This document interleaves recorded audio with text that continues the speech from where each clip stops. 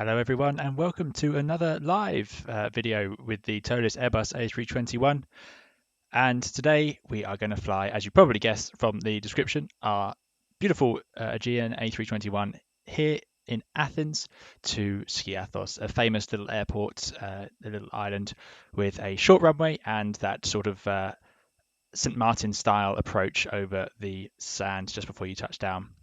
Thank you all for joining me for this stream. It's really humbling to see so many people come along and enjoy flying around in Flight Simulator with me. As I always say at the start of these videos, and my regular viewers, I'm sure, are tired of hearing it, but still, this is not for any real-world use. I am a real-world Airbus pilot, so hopefully this can bring a bit more context to your home simulations, but it's not for any real-world use. It doesn't represent any specific airline procedures. It's just for our fun, and we'll see some of the limitations of X-Plane as we go through, but generally, as I always say, I'm very impressed with it. It's really quite brilliant what we can do with it. As you can see, we are in the Aegean. It's an older livery, I believe. I'm always a fan of these slightly older liveries. I like these straight lines down the aeroplane. Even if it was along the windows, that'd be even better. That's always really nice. I know a lot of the retro liveries do that, but yeah, hopefully we'll see some more of that in the future. Hopefully it's all working for you. We had a few technical mishaps last time, including with the audio and with the VATSIM. I think I have managed to improve the situation with the frame rates, so hopefully we'll be able to get underway quite seamlessly, although we aren't going to use VATSIM for this flight today because it's a short flight. There's no air traffic control here at the moment, I don't believe, so we're going to go and have a go at flying the approach into Skiathos, which is going to be quite fun, I believe. I'll give you a full disclosure. I have not been to Skiathos in real life, so it is going to be a bit of an experience for me. If anyone has any tips, you guys might be more familiar with it than me if you've been flying around in simulator or if you've been there in real life. So let's have a look at what we're planning on doing. First of all, let's have a look in the chat. So Richard is here. Thank you very much, Richard, for joining again. And yeah, 300 subscribers. We reached that milestone this week, which is great. Thank you very much. I believe I've been scrolling through the comments. I think you were saying that you've been chatting on some other channels about it. Thanks very much for doing that. It's great that people are starting to join in. But as long as you guys are getting what you want from it, that's the whole point. So yeah, that's great. Thanks for coming. Zaxley says the update sounds for Vulcans is out. Yes, I saw they've updated the Toliss so we can get the Vulcan update running, which should give better performance and may help us improve our graphic settings, which will be great. And then we can have a bit more of a reliable go in VATSIM. I haven't updated yet. I didn't want to have any major disasters just before this stream. Hi James, hi Pavel. Yep, regulars I'm starting to recognise now. Jack as well, and Richard of course, and Foxtrot. Yep, Foxtrot, you can absolutely, please do ask questions. There's a bit of a delay, and if I'm busy, then I won't be able to, but hopefully we'll get those answered for you as we go through. It's a short flight, but the magic of it is we can build in our own time. I've put on extra fuel, as you can see. We've got 6.9 tons, 6.8 tons. We don't need that to get to Skiathos. It's only half an hour away, so we can go and enter the hold and have a chat if there's any questions or anything that comes up. Okay, so let's get started. We are here on stand on the main terminal in Athens, which is a nice big and relatively simple airport to operate from. I quite like it. Nice long runways, well equipped with ILSs, and we are parked up here. We're going to depart from 03. That's the way the wind has been today. So we're going to push back, taxi out along one of these, and I'll get ourselves, probably I'll stay on Charlie, keep ourselves out of the way, and then we can get onto Delta 1, go for a full-length takeoff from runway 03 right here in Athens. I'll bring you up the flight plan. If we go to here, we're going to be the Aegean 427, although like I say, we haven't got air traffic control today, and we're going to head off using the, let's bring it up here for you, I believe it's called the Ropox to Tango departure. So it's a bit of an odd one. It's quite common for Athens actually. A lot of them are like this. You're going to head out, we go to 12 miles, and then we make that right turn and back round, 210 knot limit Alpha Tango Victor, and then we can head north up to Ropox. So a bit of a different one. Then we join the Bravo 1 airway to Sigfo, which takes us to the Sierra Kilo Papa VOR. That's where we'll enter the hold if we need to before beginning our approach to Skiathos. I will set this up on the way so we can see, because there are some differences to how you need to code the arrival to make sure you get the right thing, which we'll see as we go en route. Just to give you my usual diff strip, so we already checked the data. This is the latest database. Aegean 427 alternate is going to be LGAV, so that's back here in Athens, because why wouldn't we just return? It's only half an hour away.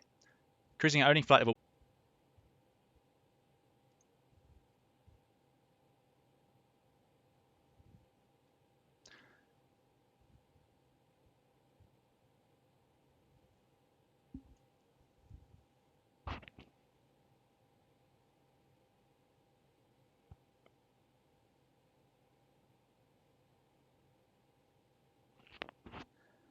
Right, if you guys can hear me, I'm hoping to have solved the issue. We shall soon find out whether things are moving or not. So, sorry about that. I don't know what happened. The internet seemed to have died momentarily there. Let's have a look. Let me know. Okay, sounds like it's working again. Sorry about that, guys. Thanks very much for hanging in there. I know that was a bit frustrating. Right, so let's get going before it does it again. Hopefully it won't. So we're going to put in the 0 fuel HCG of 27.7 and our 0 fuel weight of 62.3 into there. Block fuel 6.8.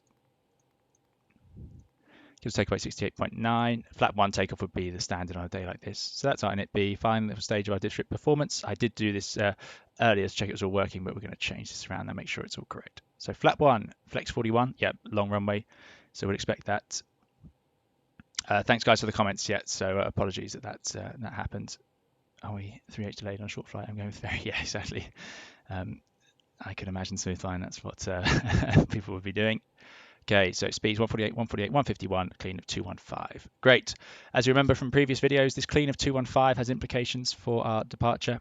It means that we are going to have to keep out flap 1 for this 210 knots. So we'll get auto flap retraction and then let it carry on at 210 with the slats out, because if we clean up, we'll be a bit too fast. Something else I've done on a hot day like this, it wouldn't be too uncommon to need the cold air being pumped in from the outside. So if we go to condition, you can see 17 degrees, and all I've done is in the Toliss menu, ground services, we've got external power and we've got low pressure air. The low pressure air doesn't do anything. We can't use it for starting engines or the APU or anything like that. It simply plugs in on the outside and gives us cool or hot air depending on where you are. There's no way to see it's plugged in either. So it's on here showing 17 degrees. So I know that cold air is coming in on a hot day. It's 25 degrees outside. You would expect these temperatures to be quite high. That's pretty much it. We have to be careful. You can't run the APU bleed air at the same time as having that external air. The reason is it can cause a valve between the two to flutter, which could damage it. So we're not allowed to do both. So low pressure air can go now. And we've got the APU on the way. Passenger signs can go on. We'll say we've got our clearance. So we've got our squawk. Hopefully I've got that TCAS set. So if there are any AI planes around, we'll see them on TCAS. And we are now pretty much ready to go. There you go. As soon as I remove that low pressure air, that temperature rises. And you'd be amazed in 20 degrees, especially on the sun on the fuselage, how hot the cabin gets. So we have to cool it down quite quickly. Okay, that can go. That can go. APU is almost online, and then we'll go to the GPU. I've gone for 9,000 feet. There aren't any initial cleared altitudes shown on this SID, but it's the transition altitude. So we'll go to 9,000 and then climb up to our cruise of 120 as we please. QNH is quite high, 1016. And hopefully I've set the wave height so we get a nice glistening off the sea. Thanks, guys, for the comments suggesting Lua Script, that sort of thing, which I've managed to use for getting the water to look a bit better than it did previously. Okay, APU available. Great. APU bleed on. Disconnect ground power. Always do it there first. If the ground crew try to put it out while you're using it, they could get a nasty shock. Ground services external power can go. And let us get the better pushback. So as I said, here I'm going to go essentially back onto the inner taxiway, which I suspect is what they would do. You'd never push obviously onto the outer really. We'll put enter. Ground to cockpit. Plan acknowledged. Call me through the menu when you are ready. Ground to cockpit. Tow is driving up. Excellent. Hi, NS and smooth flying. Thanks for joining. And MPAPAD 1968. Excellent. Don Jones, hello again. Thanks for coming along again. It's great to see so many people join us for this. Right, here comes our tug. Excellent. I do love all these add-ons that you guys are giving. They're really good. So many of them have made such a difference to this simulator. And here we go. We're going to push back. So we said single engine taxi Richard asked for. So let me do my best at imitating that without messing it up. I don't think they provide a checklist for us in here. In real life, you would do it from a checklist because you don't want to accidentally line up with an engine or a generator or something silly offline. What's the difference for single engine? Well, yeah, we're light enough to do it today, certainly. You wouldn't do it at an airport with steep upslopes around, something like that. So you would, in that case, use both engines. All doors and hatches are closed. Ready to connect.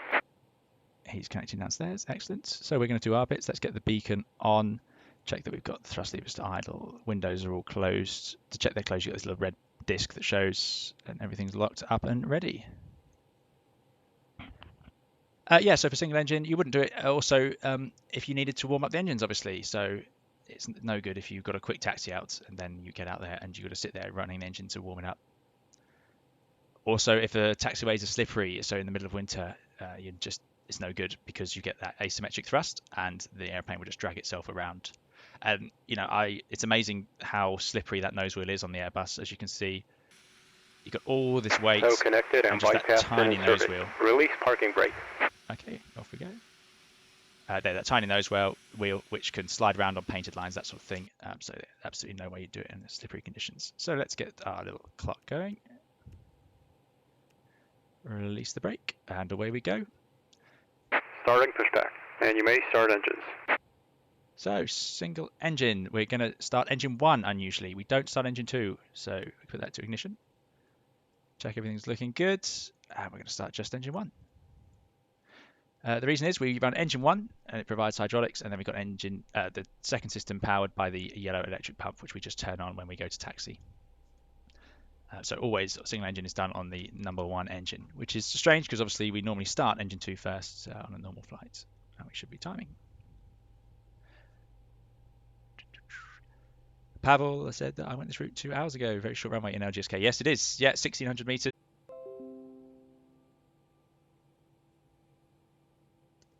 Guys, I'm really sorry about the interruptions.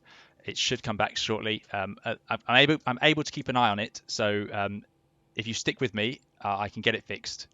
But it takes me a little bit of just a few seconds to sort it out. Yeah, Jack F. So I am sorry. So I'm trying to change a few things here to see if this is going to make it work. Yeah, and as thanks, we are back. I'm really sorry about that. I don't know why it's causing an issue today. It didn't last time, but here we go. I know the internet, with everyone in lockdown, has been a little bit flaky some of these days, so it seems to be working fine. So thank you guys for sticking with it. I promise, if it goes down, I can get it sorted in a few seconds, and I get the notification when it goes down. So yeah, sorry about that. Right, here we go. Pushback coming to an end. So we started up our 1 engine. That is fine. And now we, as usual, just go back to norm. APU bleed off. We leave the APU on. That's a difference. We want Operation complete. Set parking brake. Okay, let's set the brake, and he can go. Disconnecting tow. Stand by. Yeah, for single engine, we run it with the APU on. Some airplanes are modified that don't need that, but the reason is that it provides electrical power to the other generator and so on, and it means that we have all of our fire bottles armed in the airplane.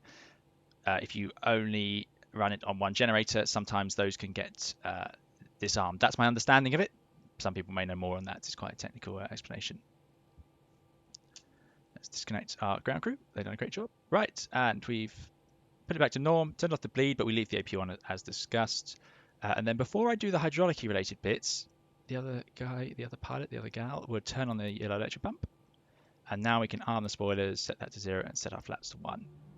And you'll see, hopefully, if I go to hydraulic page, that now the yellow system is powered by the Tow is disconnected and bypass bin has been removed. Hand signal on the right. We'll see you next time and have a safe flight. And now we're waiting for our hand signal. Yeah, so that's why we have to turn on the pump. If you can run it, it would run through the PTU, but it would be very slow to put the flaps out and it would wear out components and so on, so we don't do that. But sometimes we forget, it's possible to forget to put this on, and then you end up just sort of sitting there waiting for the flaps before you realise, and it gives you a caution, I think, as well. Let's have a look. What other questions have we got? Would you recommend to buy the Toliss A321 or the 320 Ultimate? I'm afraid, Patrick, I don't have the 320 Ultimate, so I'll leave that to some of the other viewers who are all very Airbus X-plane savvy, and they'll know which ones to go for. I'm very impressed with the Toliss, so I have no problem saying it's a good product, but I haven't tried the 320 Ultimate, which I think is a Flight Factor product, but people will know more. Okay, it looks like he's already gone. I've been talking too long and missed out. Okay, so let's run through our after starts, and I will do this with the checklists because it is embarrassing to miss something here. After engine start, we put that to normal, Put the APU bleed off. Ground spoilers, flaps, rudder trim, pitch, APU. We're leaving the APU on, as I said, so this isn't in the checklist, and we'll just check that that CG is correct. It should be 28.5. As I said, it's quite common actually to have CGs just around here. You see 28.5 is probably exactly where we are. Right, let's get taxiing. As I said, we're going to go forward, join Charlie, and then head out. So same lights go on, brakes release, and that should go to transponder. Air traffic will now know we're moving. What have we got here?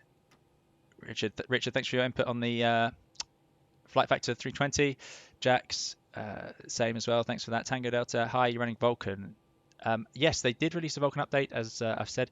We aren't running it here today. I was a bit worried about technical issues, which it turns out I'm having regardless of which update I ended up using. But here we go. Okay, we'll get moving. Bit of thrust, a bit more thrust needed. We still don't go over 40% N1, especially in crowded areas. It just would not be safe. But it will still move. It will move absolutely fine. The IAE engines, even at idle, when you have both of them running, are overpowered for taxi. In this situation, slightly underpowered, so a little bit of a spool up required. Same brake check, looking for that not to rise on those needles, which is great. And off we go. Okay, we'll check that we got our FMAs all good. So 148, 151, climb that blue, 152, 9,000 feet is what we're climbing up to. And we've got our flaps 1 out with our... it's got to climb. That's probably because it's not aware, because I haven't started the engine, but we have our flex temperature in there. So let's get that engine running. Right, so how do we start the engine? Well, we're going to put on the APU bleed. We're going to turn off the electric pump. We won't need that. And now the APU bleed can pressurize the starter motor just as it would on a normal start.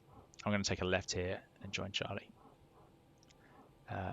Or which will become, yeah, Charlie. Yeah.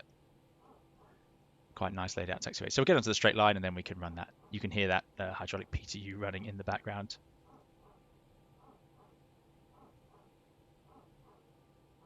As I've said before, you can't hear it in the real airplane, but Toliss does simulate that if you enable the 3D sound fading, but I haven't because I quite like hearing it. It's that sort of barking dog noise. It's quite famous on the Airbus. It's just that PTU. We can actually see it if we go onto the hydraulic page. And there it is, transferring across the power. Okay. Let's get rid of that. And let's start up the other engine. So, let me think, have I got this right? APU bleed goes on. And let's go. Oh, there we go. I knew I missed something. That's going to go to ignition. There we go, obviously. There we go. Pressure's arrived at the start valve. Now we turn the master on. And it will just start as normal as we're taxiing along. This will be something for pilot monitoring to do themselves, leaving pilot flying to focus on taxiing around safely. A few people commenting that the Toliss is quite good on performance. I find it really good for the frame rates, I must admit. And I've not tried the flight factor, but compared to the default X-planes aircraft, I don't notice much difference at all. Here's something really good that's easy to get wrong in airports like this. It's very simple to just taxi past where the runway threshold is, because I could just keep going on down here and get stuck in a cargo apron. So you have to keep your head outside and keep an eye on what you're doing, obviously, very carefully. Okay, that's come online, excellent. So good engine start. Now we get our flex temperatures and so on, and that goes available. I'm going to turn around the corner and then do the rest of that, otherwise I'll have more problems than I need. Already embarrassed myself doing that as I did. Okay, get that speed down, about 10 knots for these 90-degree turns as a maximum. Nice and dry outside though, so the airplane would handle it quite reasonably. And here we go. We'll be careful. Cat 2 holding point, and there's our Cat 1 holding point, usually laid out like this. We got these. You can tell with the 2, there's that little 2 written on there in Roman numerals. Cat 1 is just the standard solid and dashed lines. So let's get ourselves here and finish up what we were doing. Something in real life very important, that we don't let ourselves get pressurized into doing anything silly like lining up just because there's an airplane on final until you're absolutely ready. Okay, so how do we finish up starting this engine? Well, of course, that goes back to norm. We can turn off the APU bleed. We no longer need the APU. And now we would make sure the anti-ice is where we need it. Well, we don't need it, so that stays off, and the electric pump is definitely off. And I think we are there, although as we've seen, my procedures for that are slightly rusty without the checklist in front of me. What else do we need to do? Flight controls, obviously, so let's do those. We get all 4 spoilers showing up. 321 doesn't use all 4 as roll spoilers. Or the 319, 20, and 21 use slightly different configurations for the roll. Minor Airbus detail there, but there you go. So although you see all 4 arrows, it's not actually raising them. We'll look outside and you'll see that it's looks like one's broken. This one here, but it does actually raise a tiny bit to show it's working. Great. Let's think through what else we need to do. Radar. Well, it's ridiculous. I'm not going to turn it on today. There's no weather out there. It's beautiful and clear. Get the TCAS onto the Tara. Maximum auto brake. Takeoff config. Think the cabin crew we're getting ready to go. And as we know we are clear to line up, let's get those ready. So that's the takeoff. I have had questions about the landing lights. As you can see outside, they hang out in the airflow. So in the off position, they are folded away. Otherwise, they are in the out or then the on. So it's possible to have them out but not on, but then they make noise in the cabin. You can feel that they sit completely 90 degrees to the airflow. So they are quite noisy. They create a rumble. Let's just have a look in the chat before we get going. A bit of talk about the different ones. Patrick, for the Toliss, the charts, yeah, Jack's already answered a subscription to Navigraph, which I've got here, which is really good. It means we're going to have fun with this sort of thing. Right, we need a 3-minute warm up on that engine. It's quite important. If we had fuel in the center tank, we can't take off with it running. So that time limit not only allows the engine to warm up, it means that the airplane has finished testing the center fuel tank if there was fuel in it, and then it won't be running for takeoff. So let's get ready to line up. Got the lights, got our flaps, clear on the approach. We'd definitely get our FO to check that for us much better than we can from here. Although, as always, I like cheating and looking on the outside. Yeah, all good. Absolutely a bit of a wonky parking point waiting to get on the runway. So let's make sure there's no evidence of that and get moving. You'll notice we've got sharklets. We're in a slightly higher spec 321 again. I enjoy the different configurations they provide us with the Toliss, and it's quite fun that we can mix and match as we want. Sharklets really are ridiculous for this short flight. They wouldn't provide much benefit at all. They're best off used, as my understanding of them, is on the longer sectors where they get their benefit up in the cruise. Okay, so yeah, we've got our FMAs, we've got our flex temperature, we've got our flaps, and ECAM memo is all ready to go. So I think it's time we get underway. As I said, we're going to take off, then a right turn round with that speed limit of 210 knots. Let's go for a rolling takeoff. Start the timer.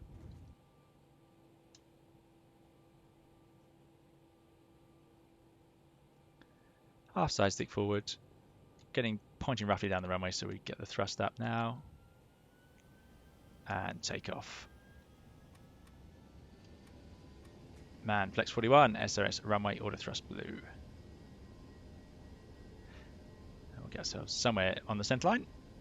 That would be useful. 80 to 100 knots, get that pressure to 0.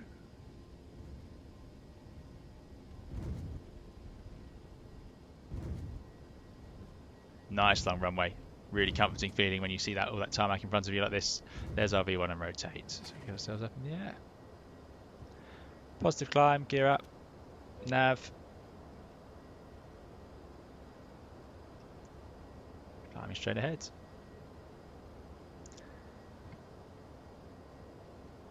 Excellent.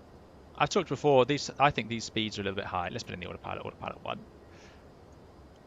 I don't see why. You could use an increased V2 up to 160, but it gives us this slightly shallow pitch rate.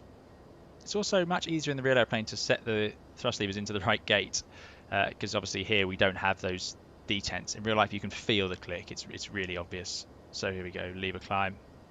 1 click back, let's do our best. It's easier so I look at it, to be honest. Climb, thrust climb and auto thrust, and now we start that acceleration.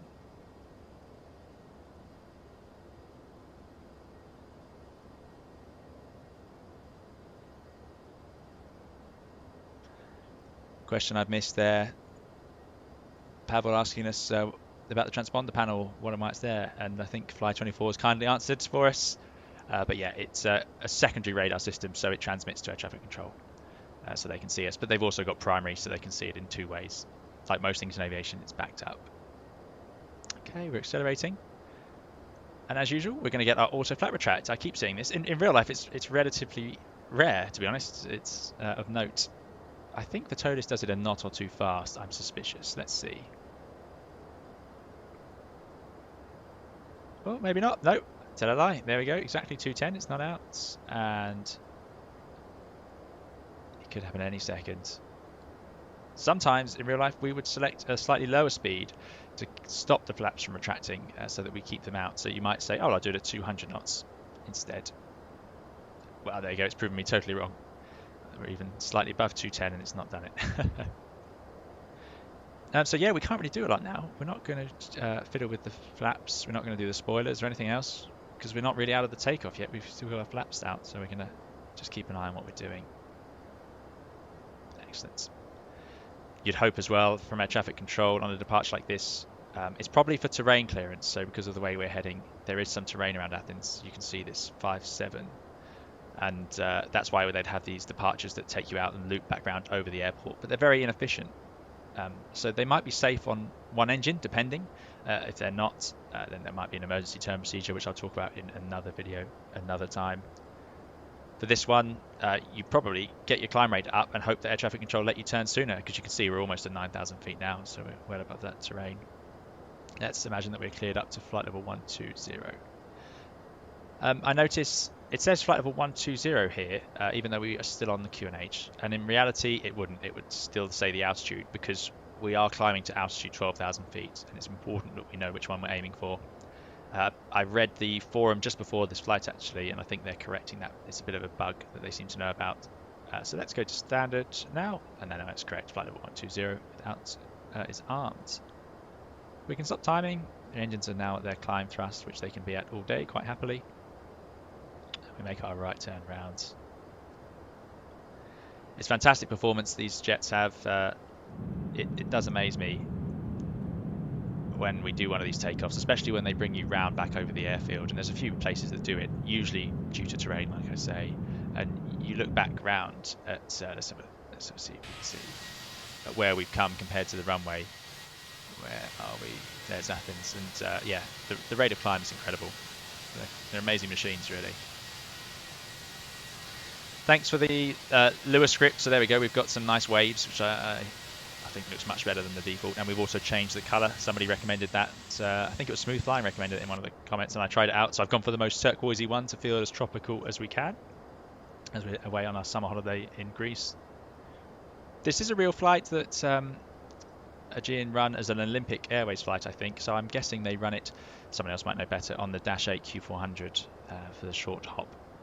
But we're doing it in our Airbus. Obviously, this is what we do on this channel. And there we go, still aiming for that 210 knots. It's interesting, we're going to level off now at our cruise. And it's going to have to be, we have to be really careful here, speed up start, because it's just going to accelerate for us at the Alpha Tango Victor point. Realistically, air traffic, I would never expect to force us to do this.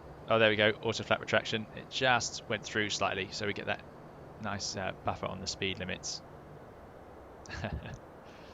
What I'm going to do is to be pragmatic, out cruise. We don't need the landing lights now. They stick out into the airflow and they would cause us to have a rumbling in the cabin. So I think we can go direct to road box. I think it would be definitely safe, and I imagine that's what air traffic would be willing to offer us. Road box direct. We have a look on here before we do anything like this to make sure we know it is what we want, and off we go. Direct to road box. That's cleared out the speed limit. So once we get that accelerating arrow, we can get those flaps to 0. Excellent. Let's have a look through the questions. NS has asked, is runways bumpy in real life? I think no, they are rarely that bumpy. I think the X-Plane model is very good, but it's slightly bumpier than I've seen in real life. There are exceptions. There are some airports that are notoriously bumpy. Some parts, I think the southerly runway in Frankfurt has quite a bumpy section. Leeds Bradford is famous as well, but the majority are a bit smoother than that made it seem. What else have we got? Are there any visual cues to help you set up proper seating in the cockpit? Absolutely. We have this little marker. So you've got a red and a white little bead hanging out there, and you're supposed to get them in line. So this would suggest I'm slightly too far forwards. So it's a bit tricky to do in X-Plane because I can't withdraw. So if I just go back a bit, and then they should block each other out, and that would be typical. In terms of height of your eye line, you should be, let's see if we can do that. It should be from the bottom, you see it like that with the white, and then you just move it up until the red blocks it out. So that should be perfect. You have to be careful. It's possible to sit too high. It's very easy to sit too high because, as you can see, if I go high, it's possible to have that blocked out. Oh, that's not too bad actually. It's pretty good in the Toliss. It's probably easier to use than the real one. Okay, here we go in the cruise to roadbox. Lights are in, those go off. Get rid of the spoilers, and we'll definitely let the passengers have their 5 minutes to wander around the cabin. I don't know how busy they'll be, but I'm sure there were some people who'd queued up in the terminal desperate to use the loo, that sort of thing by now. I'm sorry if I miss any questions, guys. I hope I don't, but please keep them coming. When being vectored, do you use open descent or vertical speed? If vertical speed, how do you calculate for it from Foxtrots? Which is a great question. The vertical speed is going to be used when you're descending and you're probably on or below profile. It could also be if you're near terrain. So you're controlling that rate of descent with vertical speed.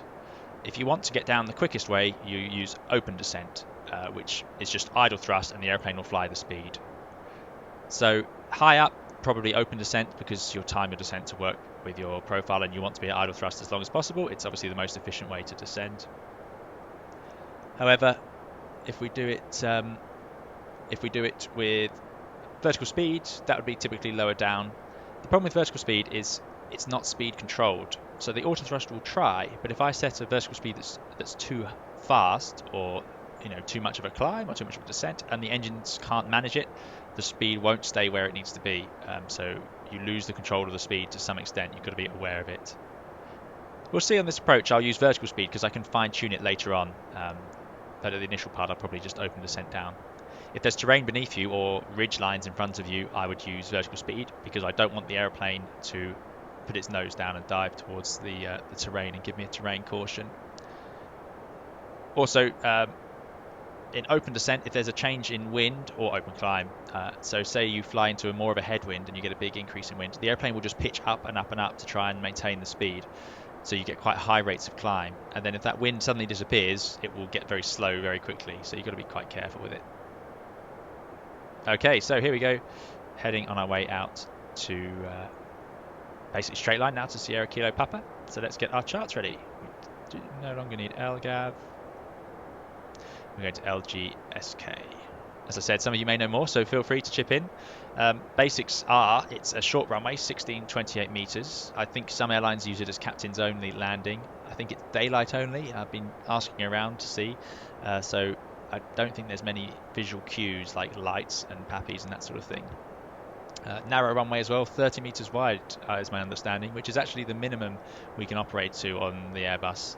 I don't know if any airlines have approval to run at lower than 30 meters, or narrower I should say. So it's quite a narrow little runway.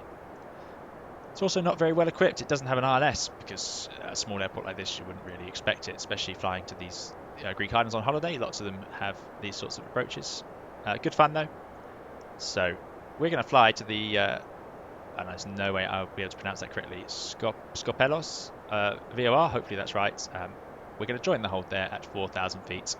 At some point we'll head outbound on this procedure, and after we get past 3 miles we'll descend to 2,000 feet, make the turn. After 10 miles we can descend to 1,600 feet and carry on from there at 3 degrees from FQ01. Hopefully that'll put us not quite straight in, but at a slight angle in for our landing. You can see already here's our descent point. So let's get that weather loaded in. It's, as I said, controlled by me today, so I'm going to go forwards. QNH is 1016, temperature of 25 degrees. and the wind is 062 at 9. You'd want to have all of this right. You don't want incorrect ground speed mini messing up your approach, which I'll talk about ground speed mini in another video. It's quite a good topic. It's quite unique to the Airbus as well, so it's quite good fun. What's our minima? MDA 1600, so we'll put that into our MDA box. Very high, obviously this is a very visual sort of NDB procedure. High terrain is amazing really, 6,500, 3,500 and then 6,000 to the south, all based on the Sierra Kilo Charlie NDB here. Right, so let's go through our hat for setting up the Fmgc for the approach. Now this is what I wanted to show you.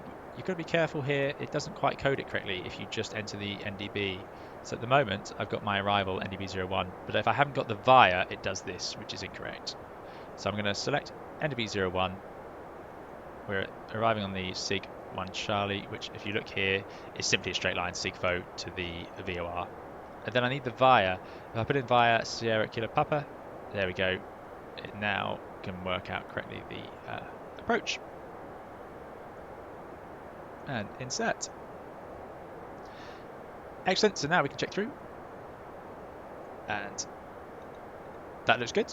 I can see that it's got this huge vector out here because it doesn't think we can do that, which is why there's a hold in the procedure to make sure that you can leave the hold at the right angle. Obviously, if you approach from the south, there's no point, there's no way of turning around. You could do a procedure turn, I suppose, but we'll put a hold in at the Sierra Kilo Papa. Hold. In real life, there's usually a database hold. It would just come up automatically, but it doesn't seem to work in the Toliss. I've tried a few times. 262, it's a left-hand turn, which makes sense because you want it to be that way so you can leave. And insert. So hopefully now we see that we get that hold. There we go. And we'll enter the hold there and make sure our approach is correct. Good, so that's the flight plan set up. Hi Geordie, thanks for joining us. We are on our way in the cruise now. Hopefully you've got my overlay working, which just shows us, yeah, about halfway towards Skiathos. I like the water, it's quite a nice effect with this, this Lua Script, which is great. Good, radio navigation. So this time we will tune stuff because we are using a traditional style approach. Sierra Kilo Papa. It is automatically tuned, but I want to force it in, and you'll see a lot of guys do that. So I put in 1134, and I'm going to put in a course of 203, just in case I have to do that raw data, say something fails in the navigation. Next, we've got the NDB Sierra Kilo Charlie 326. Sierra Kilo Charlie, put that in there. It's already coded 326. But what would be more useful, Sierra Kilo Charlie, I put it on the other side because I want to be able to display both. So I only get these options up here. So I've got VOR on the left and I'm going to put ADF2 on the right. There we go, 326. So that's going to be more useful for us. Progress, well, this doesn't change much. It's quite simple. We're going to put in LG, and I've already, let me make sure I get the code right. LGSK. You'd be amazed how easy it is to forget these codes whilst you're flying, and I often go to the flight plan page and just copy it in like that to make sure I know what I'm doing. And there we go, distance to the threshold. Performance, well, we already loaded in that weather, which is great. The go around figures are fine. I believe this is edited now, so you can finally change these in flight, which is perfectly possible in the real airplane. We do it all the time. Fuel prediction, thankfully we got loads of extra fuel, 3.2 tons as we would hope to have. Secondary, we'll just copy that over. You can see the white line just shows what the secondary is on the ND, so you don't want to leave that up or it just gets confusing. Here's our top of descent point. We know the hold is at 4,000 feet. So what I'll do for this is set 4,000. As soon as you've got that in the window, you need to change the QNH. If I change now, it's a little bit clunky because you'll see this altitude move. So I'm going to start my descent, open descent, thrust idle descent, and then I'm going to set the QNH. Make sure we have 4,000 there.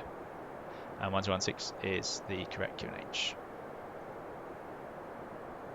And great. And here we go, arriving. So you'd have lots of excited holiday makers. I suppose if you come from the UK, maybe coming from Athens, maybe there'd be business travellers or family members off to see family. I'm not entirely sure. So what are we going to do about the short runway? It's obviously a bit of an issue in Skiathos. It's the big feature of it. Well, I'm going to go for medium auto brake, obviously, and maximum reverse. There's a chance it's going to put a lot of energy into the brakes, so maximum reverse will help take some of that out. and it will also be good to have that ready in case there's some sort of brake issue on landing. Aside from that, flap full, definitely a flap full landing, slower approach speed and also more drag for the rollout, so that's what we'll have. Things that you might brief for a place like Skiathos, well, I'm sure anyone who's been there in the comments might be able to say what they used, but really important that we get touchdown in the touchdown zone. If we go past it, I'm going to go around. So let's have a look at the go around, make sure we have that ready in our minds, because it's probably a higher chance of needing it than some other airports. Climb on 008, we'll just check it's coded in here. 008 from the locator to 2,500, then a right turn, maximum 185 to the VOR, climb to 4,000. So 008, after 2,500 feet, I can make the right turn and climb to 4,000. So I'm going to use 4,000 as the go-around altitude today. Let's check that coding as well, make sure this is definitely right, because I'm going to try and cheat. I'm going to try and use final lap. I don't know if it's going to work. If not, we'll have to revert to our sort of raw data style. So let's have a look. After the hold, we leave Delta 203 Charlie, which is there, Delta 203 Charlie. We're going to be able to descend from 4,000 feet down to 2,000 feet. Charlie is, they're transferred across in the Fmgc. So Charlie is 3, ABC, it's number 3, so it's 3 miles. And the next one is 10, so it's Juliet, ABC, DEFGHIJ, which is 10. So that's where those letters come from. I'm not sure if that's the same. It might be the same in Boeing's. You guys might be able to tell me. So that's good. Those points are in there and correct. It also has us at 4,500 feet at the Charlie point, and it has us passing 10 miles at 2,680. So I think it's got a 3-degree approach in it. Like I say, in the real Airbus, we'd be able to see it would have a little -3. Unfortunately, this one doesn't, so we can't use that. Maximum 185 knots for that turn, so we'd need to plan that. The Airbus is going to be too fast for that turn, which is why we get this funny line where it can't actually do it. So we are going to force ourselves to be slower by that point. So we'll be 180 knots. I think I'll be 160 knots flap 2. Why make it more difficult and let the airplane fly around the turn onto final? And then in we come, hopefully passing the FQ01 point about on profile. And then we'll carry on with our 3 degrees, turn off the flight directors, get the bird on, and do it as we have our other non-precision approaches. Something we think about as well, landing and vacating the runway. Thanks, Fly24. It's a good question. So after we land on 01, rolling along, and it's got a little turning point at the end. So I'm going to go medium and auto brake, maximum reverse. After 70 knots, we have to go to idle reverse, and then I'm going to go to the end and use the turning pad. I'm curious to see what the scenery shows it as. I haven't seen it before, so yeah, that'll be good. It's 30 meters wide, so we wouldn't do a 180-degree turn on the runway, which we could do in most other runways, but I wouldn't like to try that in a 321.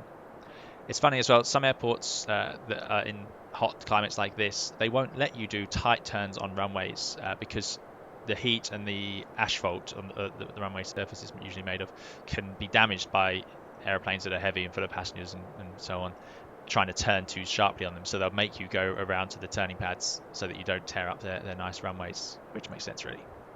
Okay, we better slow down for this hold. 220 knots. And as you can see, in open descent, that's great. That speed starts to come back.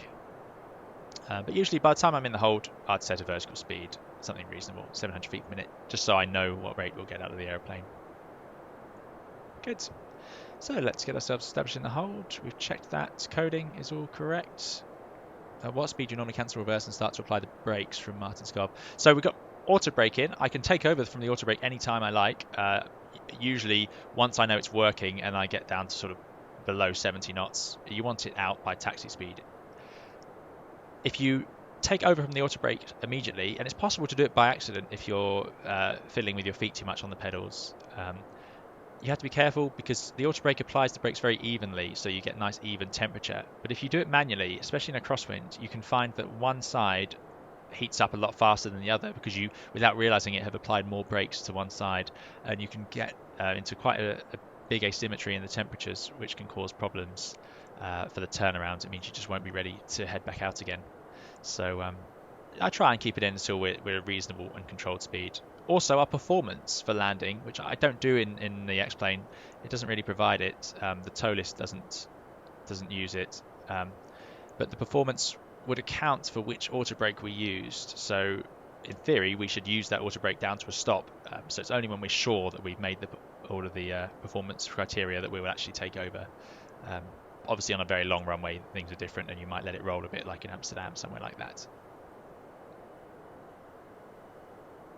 Richard V has asked, does anyone know what the crank engine mode is used for? So the crank engine mode is, if you have a problem with the engine on startup, it might be used to crank the engine with just blowing air through it, which keeps it spinning, and that would get any fuel that got left in there, it would just dry it out, blow it out the back. So that's pretty much the main reason we'd use it. It's quite rare to need it, but it would work, and it just cranks without trying to ignite it. You could have a failed start where fuel is put in the engine and doesn't ignite, or the igniters have failed, something like that. And in that case, you'd want to crank the engine to blow that fuel out. Otherwise, it's going to sit there and it could, I suppose, ignite at some point in the future, something like that. Pavel has asked, why are we holding here? Well, if we look at the charts, I don't know what they would do in real life. So anyone who's been here, feel free to correct me. But if we were to have come straight to this point and head, there's no way to head back out from the south. The turn is too tight. So I'm going to get myself in the hold, round, and then head out nice and controlled that way. So as we can see here, we're heading round. We're going to be inbound shortly, and then I'll let it go round, and then we'll head off on our approach. So it's all nice and controlled. You wouldn't really mess around in places like this, trying to be too clever. I imagine actually a visual approach would be quite common to do, but I thought it'd be fun to try this procedure. It's a slightly unusual procedure. When I started making my videos on non-precision approaches, and RNAVs especially, although this is an NDB, it just occurred to me that we're going to open up a world of differences because there's so many different sort of non-precision approaches. RLS is a pretty standard, but non-precisions are used in all sorts of clever ways to get airliners in and out of airports safely. So there's plenty more to go and have a look at, and this was just the first one that sprung to mind. Tango Delta, how hard do you have to push with your feet to apply the brakes on the bus compared to, say, in a car? Well, it depends, to be honest with you. Some of the Airbuses are slightly better than others, so it depends how new the brake pads are, that sort of thing. Probably a bit like your car. It's quite good. The pedals have quite a lot of travel, so you can modulate it. You have your feet all the way up on the pedals. So in lots of airliners, Boeings especially, and more conventional airplanes, you'd have your heels on the floor and the ball of your foot, the top of your foot on the pedal, and then you'd control it like that. But in the Airbus, they're rubberized. You can see this sort of rubber texture on the pedal, which is designed like that. So the result of that is you can't slide your feet up and down. You have to put them on the pedal and leave them there. So we actually land with our feet all the way up on the pedals. So it makes it quite unusual at first. A lot of pilots, I think, have to adapt to that. I certainly did when I started flying the Airbus. But then you get quite good control, and it's much better for crosswind landings, that sort of thing. If it was a smooth surface, like in most airplanes, then yeah, you could just slide your feet up and down, and that would be fine as well. I don't really know why they chose the rubber. Someone much smarter than me, I'm sure, put a lot of effort and thought into that decision. But yeah, so yeah, you give them a good old squeeze. If you're having to squeeze harder than you'd squeeze in your car in like an emergency stop, then you've probably done something wrong with your performance. So yeah, they're quite firm. You have to be with them. Great, so now we're heading outbound in our hold. I'm going to go to, actually I'll wait till we're just heading definitely outbound and then do immediate exit. And then once we leave the hold, we are at 4,000 feet and we can slow down, flap 180. And I'm going to try and unarm the approach. I'll see what happens. So LS push button is definitely off. I've got my NDB and my VOR backed up. Airplane is navigating correctly, GPS primary accuracy high. Let's get those landing lights on. Now we're down here. Let's get the passengers ready for landing. They had a bit more time than they probably thought they would. Beautiful, beautiful place to be flying this. Yeah, excellent. I'd love to be going here on holiday right now, that's for sure.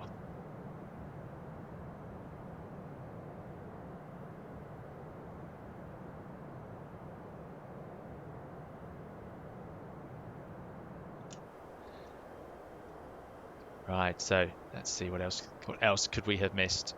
Still got that landing gear page up. We'll get rid of that so we have the right one loaded and ready. In a flight like this to a hot holiday destination, as well as brake fans being very useful, as we talked about, those brake temperatures could be very high. It's also quite useful, or something that was required on the Airbus, is that if it's above 30 degrees outside on the ground, it's not today, but if it was, we'd have to leave the flaps at flap 1 for the turnaround. So you might see that if you're on holiday and you're boarding an Airbus, you might notice that the flaps are left out at 1, so you have just the slats and flaps out. It's because there's a bit of a bug where the system can misinterpret it as a bleed leak. So we have hot air running through the wings on the Airbus, and it could interpret that as a bleed leak, which would suggest there's hot air being bled out somewhere that shouldn't be. As a result of that, you get a caution, which takes time to reset. Engineers have to work on it, and it's not ideal. It's quite expensive by the time you add up the cost and the time, and we certainly don't want to delay the passengers for something like that, so we leave them out at flap 1. Does pose problems. It's harder to refuel. Some refuelers can't get their trucks underneath the wing with the flaps out. They're quite big bits of metal, really. It's common, and that's a common problem on A319s, 20s, and 21s. I saw as well they're adding the tail strike warning into the PFD in the next update, which is good. I'll have a look at that and maybe put that into a video, because that's something that modern 321s have because of our lower pitch limit of 7.5 degrees. You don't want some pilots forgetting and thinking it's 10 degrees like on the other aircraft. Time to go then. Let's begin our approach. Immediate exit.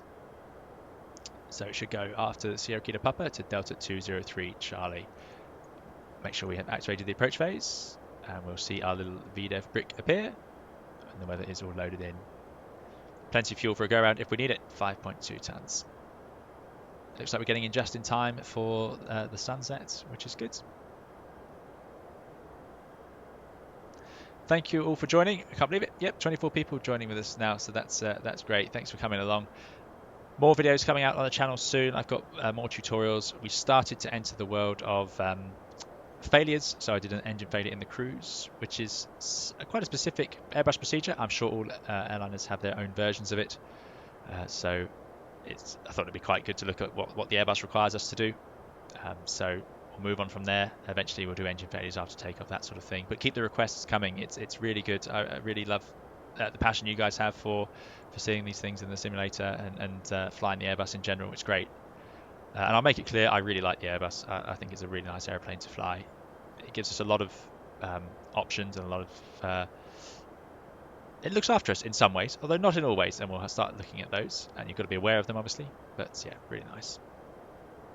Also, as the Toliss gets updated, I discover more and more things. Recently discovered I could put on an oxygen mask. There you go. I did not know that was a thing, so we'll certainly use that to our advantage, looking at some sort of emergency descent, I think, depressurization, that sort of thing. Excellent.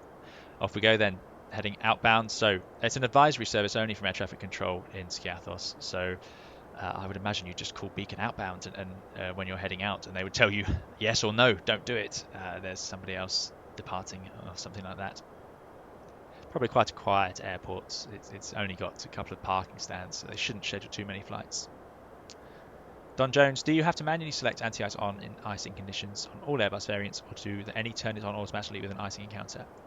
On the 390, 20, 21, I have never flown a variant that does it automatically. I believe the 350 may be cleverer than that. If I remember, Don, did you say last time you were an Embraer pilot? And I haven't flown an Embraer, but I have understood that they do it automatically, and then you can't turn it off for the rest of the flight. Is that right?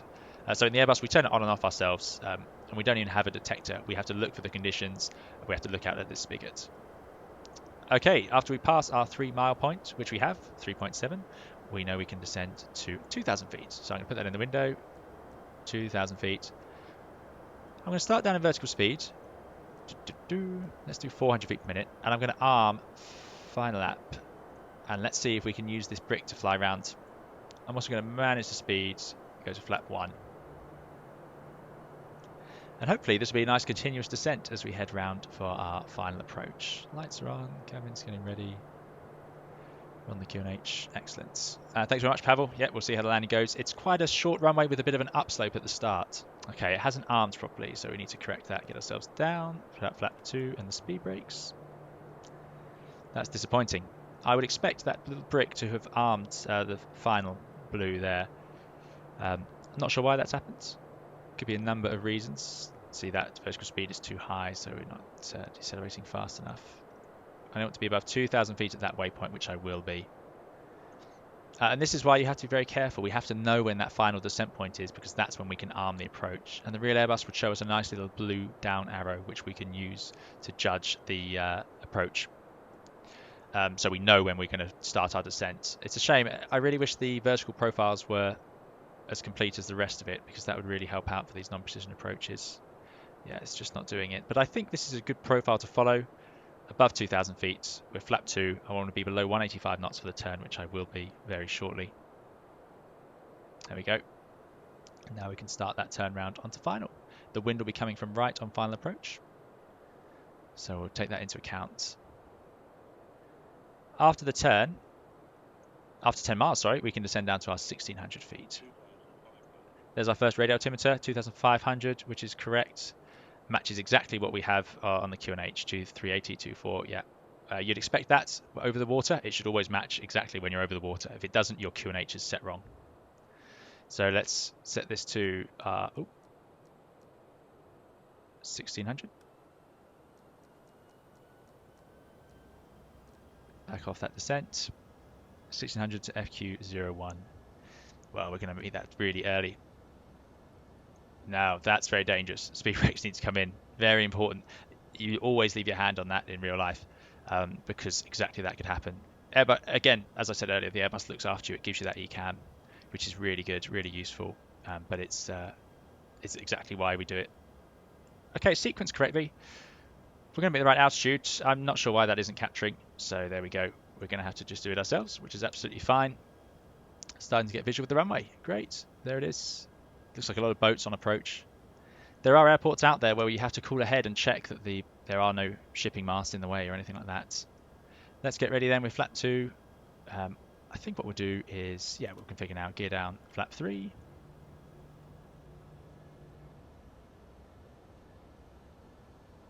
Yeah, we'll see. I wonder if this captures now. Maybe it wanted to be on the inbound leg. Very hard to tell. And flap full. Now, you wouldn't want to fly level gear down flap full, because if an engine fails, you won't be able to maintain it. So that's why we don't, one of the reasons why we don't do level approaches. So I have no idea if this is how a company would want to fly this approach. It's just how we've ended up. Hopefully that captures now. Maybe not. Nope, it's not having it. So 600 feet at FQ01.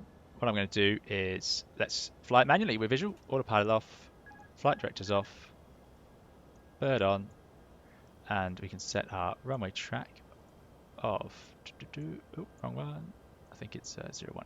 So let's keep that coming down. 014. Good.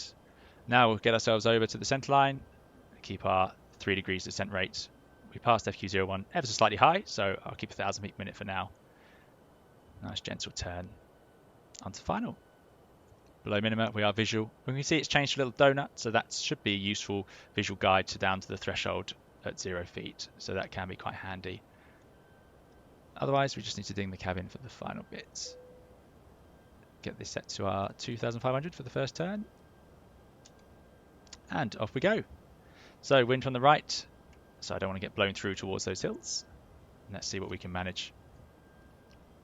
Yeah, those boats would be a problem, wouldn't they, on final approach? You'd certainly have to take that into account. Let's see if we can graze the tops of them with our wheels. There we go, through 1,000. Yeah, we're configured, we're stable.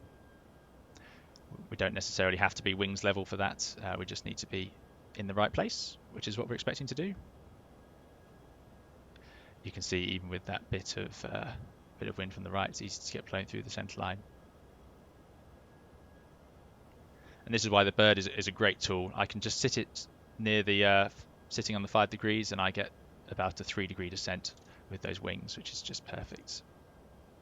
I say perfect. I'm not flying perfectly. It's just the Airbus gives us really nice cues. Okay, let's see what we can do. We want to get ourselves into the touchdown zone, and we want max reverse out. Always a challenge, I find, in X-Plane, trying to do both of those at the same time. No pappies at all, so we'll keep our visual picture. If we go around, that's fine, and we'll get ourselves ready for another one.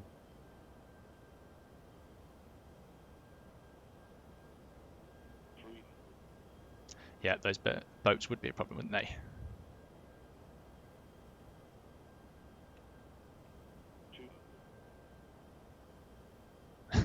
dear. We are going to graze those. Now, I'd hope they would not be there in real life. There's that little famous road.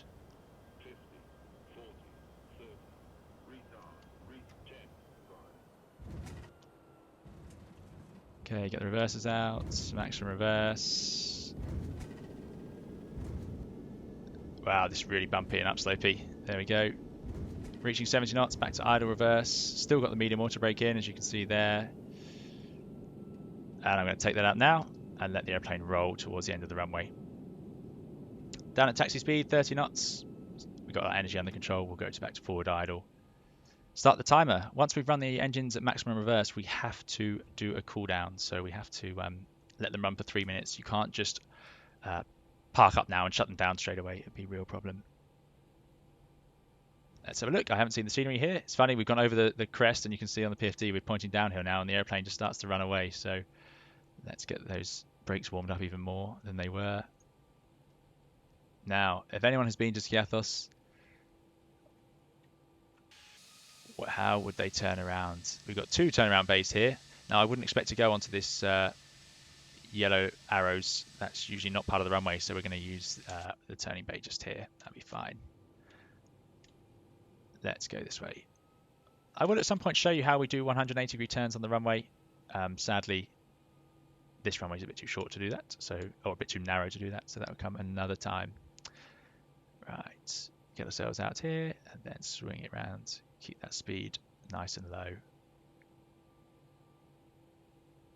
It always amazes me how maneuverable these airplanes are, though.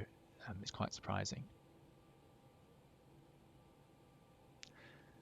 And now we're going to have to use a bit of thrust to get ourselves back up this hill. On the runway, you could potentially use more than 40% N1.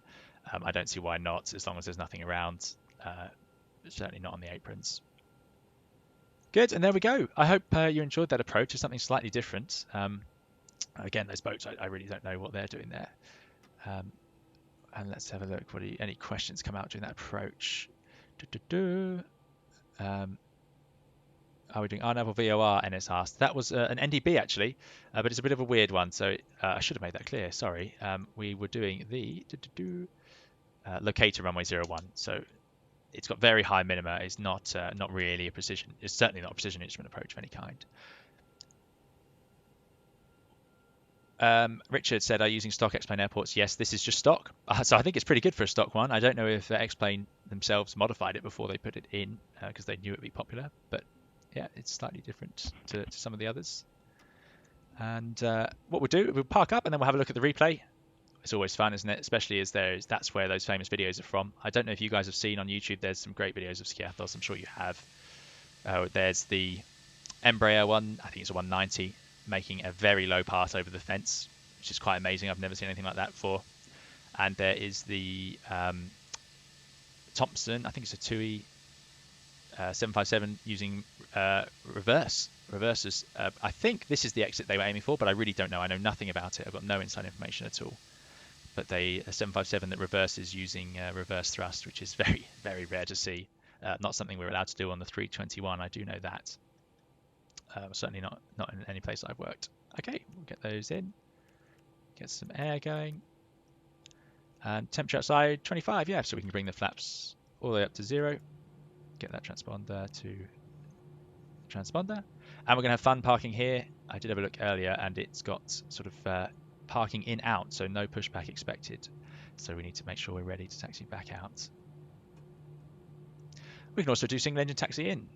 We've had our 3 minutes, so the engines are cooled down. So how do we do that? Actually, we won't do that today. For the exact reason of where we park is going to be a really tight turn, and it would be very hard to do on one engine, so you would not want to do that. APU's coming online. Excellent. Also here they use marshallers, which is for what you would expect in a complicated sort of parking ramp like this. Similar to London City sort of setup, if anyone's seen how they park airplanes there. And it's, yep, saw that video. Yeah, they're great videos. Skiathos has produced some really, really good ones over the years. Okay, let's take stand one. Why not? We feel like we're important today. So you'd probably have 2 marshallers. I don't know, but I did see that you'd need a marshaller. Then we'll get ourselves round. I'm going to do this from outside so you can see what we're actually trying to achieve here. And then we're going to swing the airplane round. But you can see that with full lock on the nose wheel, the turning circle is remarkable. But if I was on one engine now, I would not get up this hill. That is a very steep hill. If you see the pitch like that, you know you've got a bit of a hiller coming, so you would not get away on one engine. Brake fans would definitely go on before we get parked up, because probably a short turnaround if this is a holiday charter, that sort of thing. Right, let's get ourselves round. That truck is causing problems. He would not be very happy with that. Get it round. Get the main wheels somewhere over that yellow line.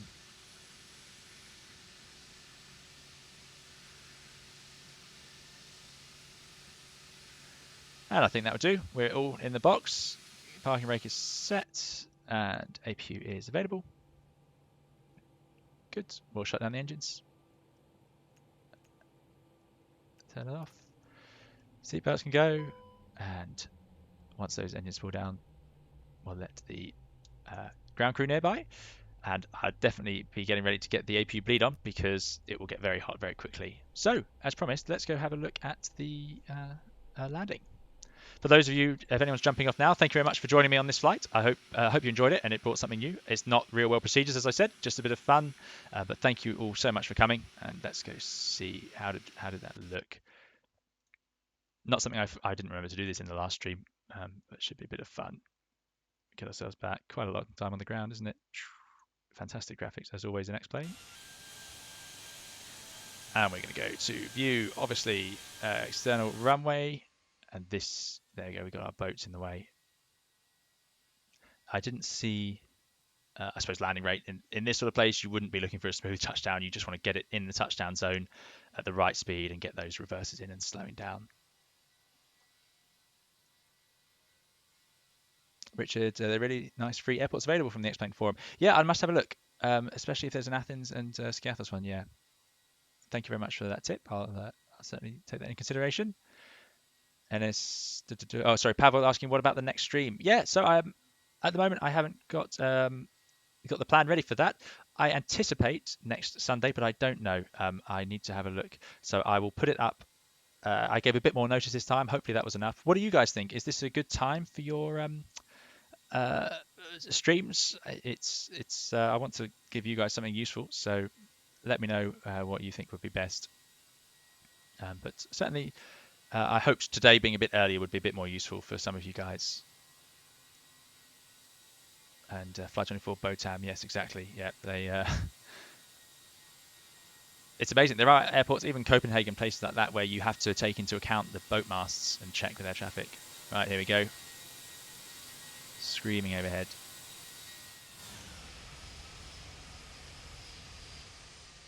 There we go. Could have kicked off a bit more drift, certainly, but in the touchdown zone, drifting right at the centre line there. See how narrow it is compared to our normal ones. Even at 321, our wings are out over the edge of the runway. Really bumpy. Off we go over the hill. Brilliant. Jack, thank you very much for coming along. Martin as well. You're all very welcome. And Ennis, thanks very much for joining us. Richard, all the usual crowd. I hope I've answered some questions as we went along. And keep the comments, suggestions coming. And we'll get some more videos out soon that hopefully what you guys are looking to see. That's it for me for this one then. So thank you very much and see you again in another video soon.